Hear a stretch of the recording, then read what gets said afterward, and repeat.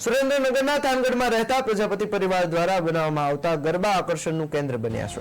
નવરાત્રી નજીક આવી રહી છે ત્યારે ખેલૈયાઓ પણ ગરબે ઘૂમવા થનગની રહ્યા છે।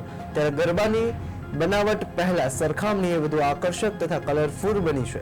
ત્યારે થાનગઢમાં બનતા કલાત્મક ગરબાની માંગ હાલ વધી રહી છે। ગરબા બનાવનાર પરિવારનું કહેવું છે કે નવરાત્રીમાં ગરબાની માંગ વિશેષ રહે છે। અમે બનાવેલ ગરબા રાજ્યના વિવિધ શહેરોમાં વેચાય છે।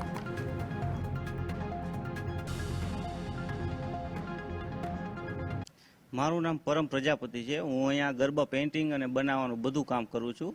પેઇન્ટિંગના અને બનાવવાના મને 10 રૂપિયા આપે છે અને ખાલી પેઇન્ટિંગ કરવું હોય તો 7 રૂપિયા। આખું વર્ષ હું પેઇન્ટિંગનું કામ જ કરું છું અને રોજના 50 થી 70 પીસ રંગું છું। રોજની મારી રોજગારી પૂરી થઈ જાય છે અને આખું વર્ષ અહીંયા જ કામ કરું છું। અમે આ માટીનો ધંધો જે કરી છીએ અમારા બાપ દાદાનો વડવાઓનો છે અને અમે વર્ષોથી કરતા આવ્યા છીએ અને કરતા હતા પણ, અને મારા છોકરાઓ પણ આની અંદર ઇન્ટરેસ્ટ વધારે છે અને ભણેલા છે છતાં એ લોકો એમ કહે છે કે અમારે માટી ધંધો જ કરવો હશે।